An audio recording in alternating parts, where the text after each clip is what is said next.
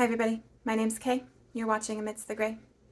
And today, I'm going to welcome Midwinter with a little tarot reading for myself and for you. Let's do it.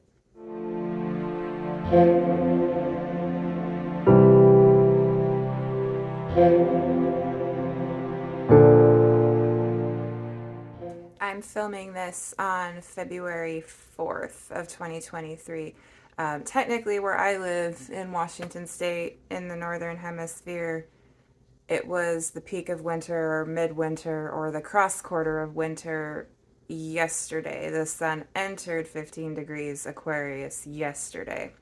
But I checked my astro clock bookmark on my phone, and according to that, the sun is still in 15 degrees Capricorn and will be until about just before 6:30 p.m. So this is still very much that middle kind of peak of winter energy for me, and I'm feeling like I want to do a bit of a tarot reading with the intention that it be for me, but also anything that you can take from it can belong to you as well.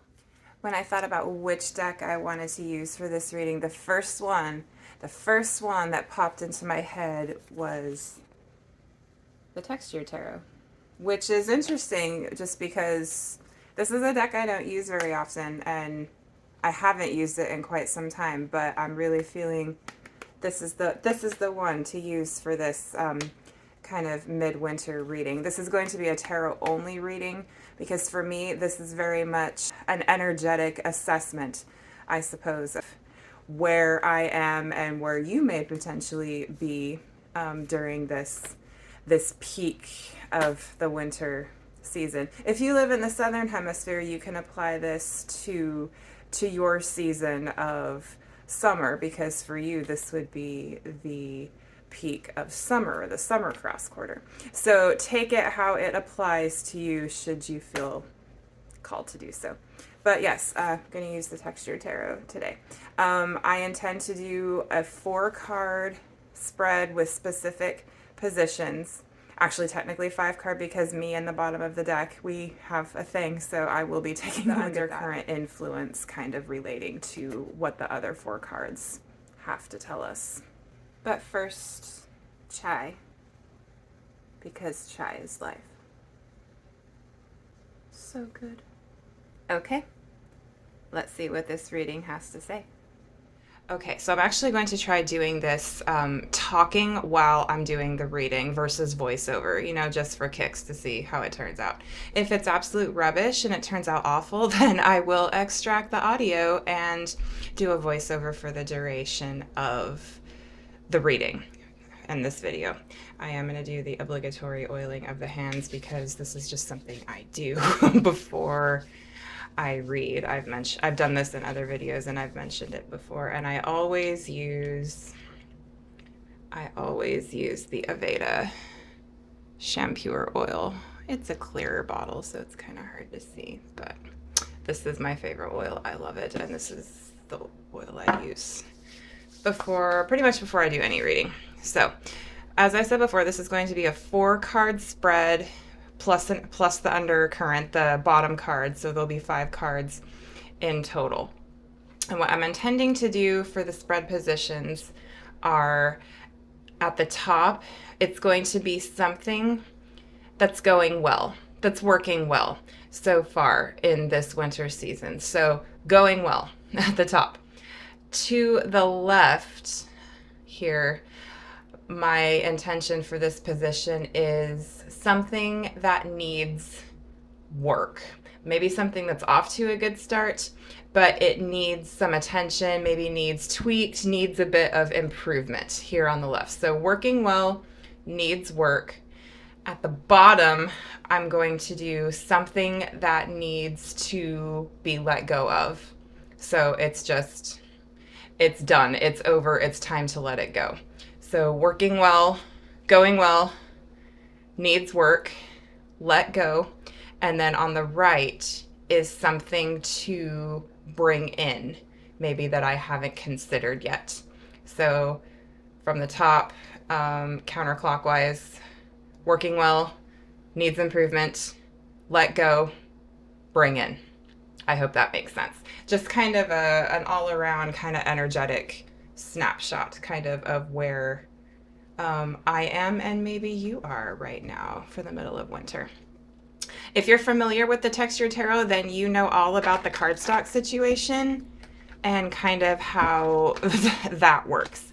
So I'm primarily a side shuffler anyway for the majority of my decks, and I find for this particular heavy kind of cardboardy cardstock, this side shuffle works exceptionally well.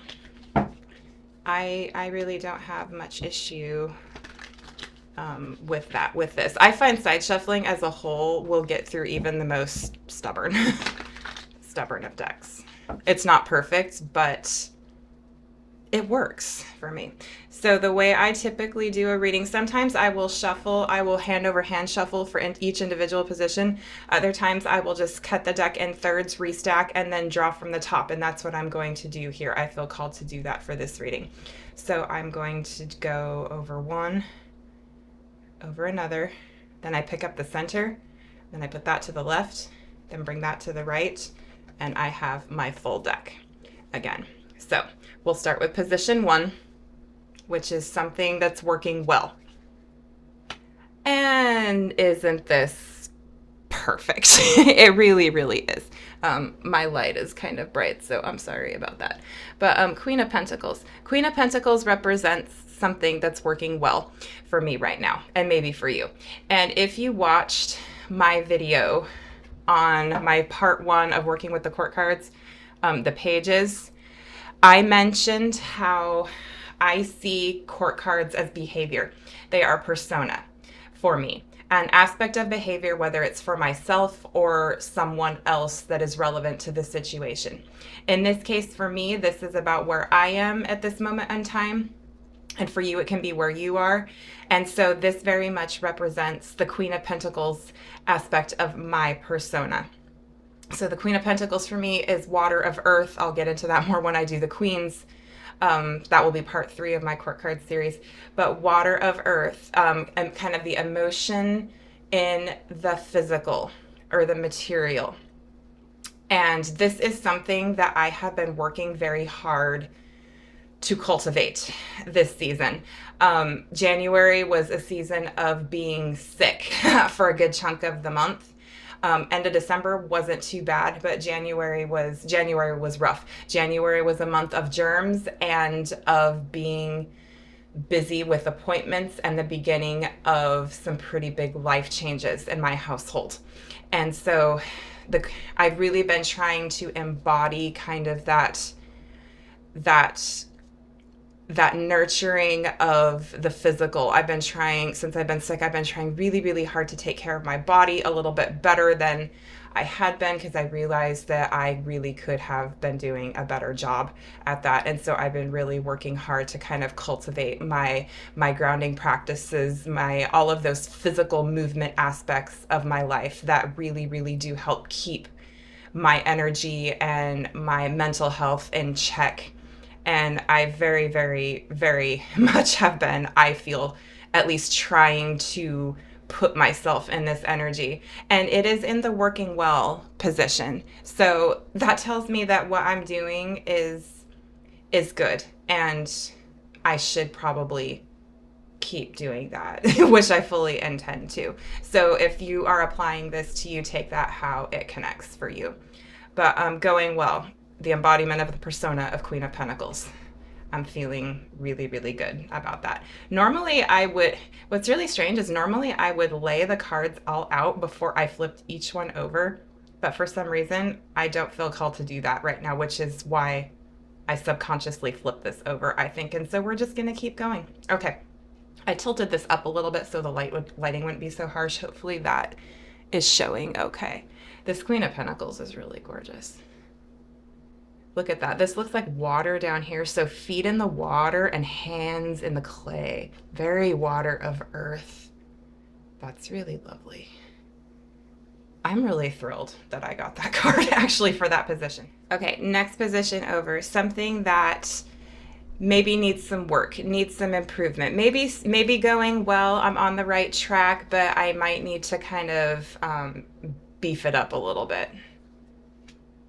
Page of Wands. Okay. Yeah. So another court card. Okay. So aspect of persona that might need some improvement. Page of Wands. Okay. So I've done my whole pages video. If you want a more in-depth idea of how I see the pages, please go watch my how I work with the court cards part 1. That part 1 is the pages. I talked about how I see pages as the earth of their suit. And in the case of Wands, the Page of Wands for me is the earth of fire. It's really kind of exploring and being curious and also grounding that creative energy and beginning to give it form. Pages for me take energy and they begin to give it form. So for the Page of Wands, that's giving form to some kind of inspirational endeavor or a creative project. And this is in the position of needing work. And for me, this very much is telling me that I am a bit all over the place, kind of, particularly when it's coming to creating content. I have got pages and pages, literally and figuratively, of video ideas and just things that I want to try, things that I want to do, creative things that I want to explore and try, and just kind of have that sensory experience within that context of the element of fire, of that passion and creative energy. And I'm a bit all over the place with that at the moment. And so what this is telling me as far as needing improvement is continue to be curious, but start to kind of bring that in maybe with a little more focus. Or it could also be telling me that I am holding back and I'm not being as creative as I potentially could be. So I'm feeling that maybe I should continue to brainstorm my list of ideas, but don't get overwhelmed. Just have the ideas there. Once they're written down, they're there. I can go back to it at any time. I need to continue flowing that out, but not to get overwhelmed. Continue to be curious, but not, and embody this energy of the earth of fire, but maybe just don't get overwhelmed and don't feel like I have to do everything at once, which is something that I've kind of been working with as well, is just there's time. The Capricorn season was teaching me patience, lots of lessons there. So I'm really, really working on kind of honing that in, being creative, but not getting overwhelmed by it. Because pages for me can also be a bit immature, not in a negative sense, just that it hasn't fully developed yet. So really, really hone in on kind of what I want to develop creatively. Continue to brainstorm, but don't feel like I have to do everything all at once. Because the Page of Wands, I mentioned in my court cards video that pages for me, like when I think about my students who just want to do all the things and they have to sit in a chair for 45 minutes to an hour and they can't sit still. They're fidgeting and they're going crazy and this energy is just bubbling and bubbling and bubbling and they just can't ground. And that's very much Page of Wands for me. And it isn't anything bad. It's just energy. It's how it is. And so I'm feeling, for me personally, and maybe for you as well, if you connect with this, just figure out ways to ground that creative energy and just be curious, but don't get overwhelmed. Okay, I think I've said enough about that. All right, so working well needs improvement. The next card is going to be something to let go, release. It's done. We can let that go. And this can be shadowy, and so it's always like anticipatory what's going to come up. Oh, look at, okay. So in the RWS, 10 of Wands is often considered to be the card of burden. And I can see where that would be the case. But it's also, for me, this is very clear. It's an examination, and it's more Wands.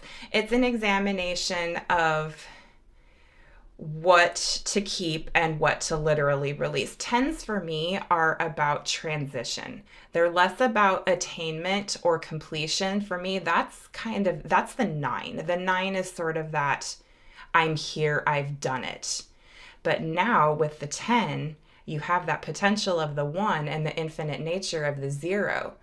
And so now it's time to make that assessment of, what am I going to keep? Which of these wands am I going to keep? And which am I going to release? And this kind of ties in for me with the page energy as far as being creative, but not getting overwhelmed. And this is telling me to not be afraid of letting go of something that, even if I'm really adamant, this could work, in the end, intuitively, if I feel it's done, let it go. Just be done, let it go. Keep what's working, but keep the ones that are serving me to go into the next cycle. But the ones that aren't, drop them. Take them off of my back, drop them. And so that's another prompting for me to kind of look creatively and things that I'm really and truly interested in right now. I hear tarot tubers talk about this a lot, where there are just so many rabbit holes. The rabbit holes are endless, people. They are endless. And if you have a naturally kind of inquisitive mind and you just want to learn all the things, and you're like me, and when I was a kid, I literally got angry at the world when I realized that I could never know everything in this lifetime. I was mad and I was sad that I could not possibly know and be exposed to everything that there was to know and be exposed to. And it was devastating to me. That's just the kind of kid I was. And, and kind of as an adult, I have shades of that, but it's a matter of prioritizing. And prioritizing is something I've been practicing too with my pocket money challenge and with my personal spending, and what is important now. I still have I have a 403b retirement account, through my work, and that money goes into there before I don't even see it. So it's like I have that long term, that's established and I'm working on that. But in the now, in the moment, what's working, what's not? What is worth keeping, what is not? Creatively. Okay. Or this could also be like a to-do list. If you have this to-do list that is miles long and you feel like you need to conquer every item on that to-do list, or you are not an efficient or productive person, let that go. Just let that nonsense go. It's time to release that. And thank you, 10 of Wands. I actually really needed that. And these steps, it's like this figure is having to climb these steps with this load on their back. And it would be a whole lot easier to climb these steps if there weren't so many wands on the back, right? So prioritizing actions and creative projects. What to keep and into the next cycle, and what to let go of. Thank you, 10 of Wands. That's really, really brilliant, actually. Last and final position is something to potentially bring in that I have not considered, or something potentially for you to bring in that you have not considered. And, oh, I love the tarot. I love the tarot so much. So, okay, the Fool. The Fool is a tricky card for me because a lot of readers will assign the keyword of potential to the Fool. And I almost think of that more as magician. Magician is number one. It's ace energy. And aces sort of hold that potential, that gift that's being given to you by whatever or whomever, that potential that is there, but it is just that. It hasn't been given form yet. Like with the page hasn't given it form yet. And the Fool is, in many systems, it is card 0. Sometimes it's at 22. But oftentimes you will see the Fool with the key of 0. 0 is a circle. It is infinite. And for me, it is everything and nothing at the same time. It's like the Fool is like a void, and it can be filled or not filled, depending on what the energy of that one, that yang doing energy of the Magician or of the Aces decides what to do with it. So it's just the Fool can almost for me be pure ether, just pure infinity, everything and nothing simultaneously. And for me, as far as what to potentially bring in, the first thing for me in my own context that I'm pondering is meditation and having those moments of what's called resting in the gap, where you are just there. You're not thinking or processing about anything specific. It's like when you take a deep breath and you hold it before you exhale, there's a gap there while the air is inside of you. You breathe and then you breathe out, but there's a pause in between. And for me, the Fool can often very much represent that pause in between. And in this card, it's really interesting just because I'm not really fond of like jester figures because I don't like clowns. I have a thing with clowns, but I overlook that. But there's all of this busyness going on. And then there's kind of just a figure over here that's really kind of void of color or even form. It's kind of everything and nothing. We have this light and this dark. It's everything and nothing simultaneously. So for me, as far as what to bring in, for me personally, this is very much about meditation. You can take this in whatever context is relevant for you. But these moments of resting in the gap, and here I am bringing in human design after I say I'm going to try not to bring human design into every video. But in my body graph, I have the gate 24 defined. Gate 24 is the gate of the Ajna Center. It's individual circuitry, and it's a conceptualizing gate. And there is, in the gene keys and frame of reference, this idea of resting in the gap really features heavily for gate 24 or gene key 24. And gene key 24 is my personality earth. And in human design, your earth positions, your personality and your body or your conscious or your unconscious earth positions, your earth positions are what ground you. And so for me, that idea of resting in the gap is something that grounds me. And I need to bring that in. And just being open to just not feeling like I have to control everything and just allowing things to happen. Everything and nothing. It's kind of like Wu Wei. It's action through inaction. You don't press it, you don't push it, you don't force it, and it comes. It's kind of, that's a fundamental aspect of a lot of approaches to manifestation as well.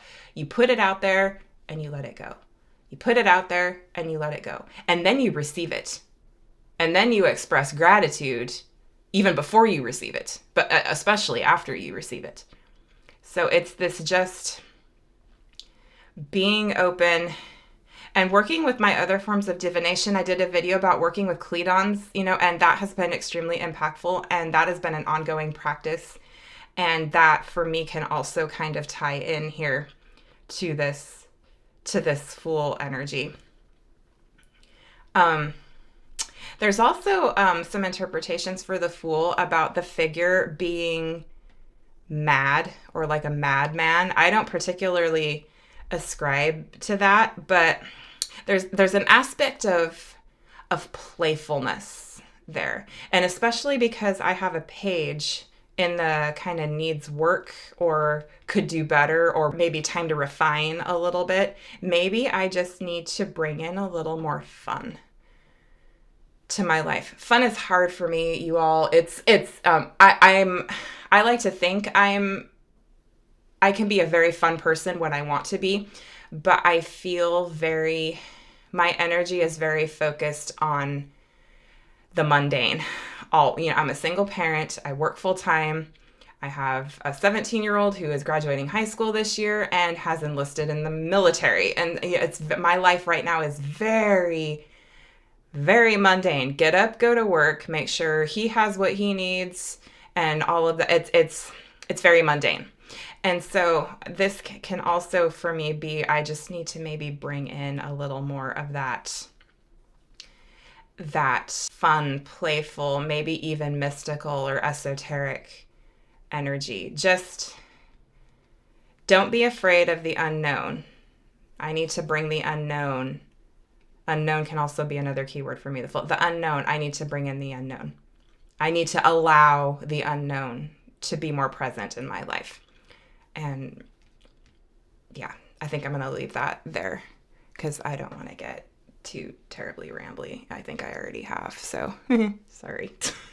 And now, last but not least, we'll see what the undercurrent is. Sometimes I feel the call to not, and it's very obvious. I'll hear in my head, don't look at the bottom, but that's unusual. But in this case, in readings like this, I feel very drawn to the bottom card. And the bottom for me is kind of like an undercurrent.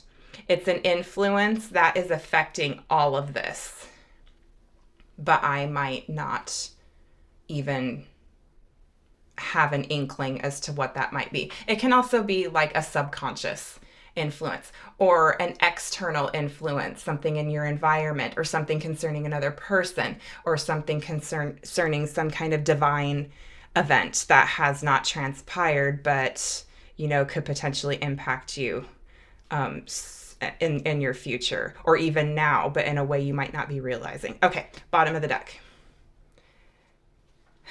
King of Cups. Okay. So another court card. Hello, court cards. Court cards have been a thing for me. For once, I don't feel this is me. King of Cups is my significator for my dad. My dad is a Pisces sun. And he's a very stoic individual, but he's got the biggest, most gigantic heart of any person you will ever meet. So for me, I'm getting my dad vibes here. So something concerning my dad could be influencing this reading. I really don't think this is me. Oftentimes court cards are, but in this case, the first thing that popped into my head was dad. And so for me, this could be maybe my dad will potentially be a Cledon for me. He'll say something or do something that just kind of, solves all the things in my life, or at least gives me some guidance. Swans and roses are both very much Venus energy for me. Venus is a deity. It's deity that I have done a lot of work with, but I work with deity energy a bit differently. I've mentioned that in other videos. But so there's a Venus aspect to this as well, in connection with my dad. And that's something I'm going to have to sit with a little bit, just because I'm not getting anything right off the bat. And for me, the bottom of the card, that's often the case. And this isn't meant to be totally clear. It's meant to be something to keep in mind and just kind of remember in the background. Oftentimes that's what the bottom card for me is. So, okay, take that context however you will if you are applying this to yourself. So, okay. I like this reading a lot. The first half of winter was not the easiest. And so I'm getting a lot of good good and positive feels from these cards in the positions that they're in. So, okay, I'm going to leave that there. I hope that helped or influenced you maybe in a positive way. Until my next video, take care and be well.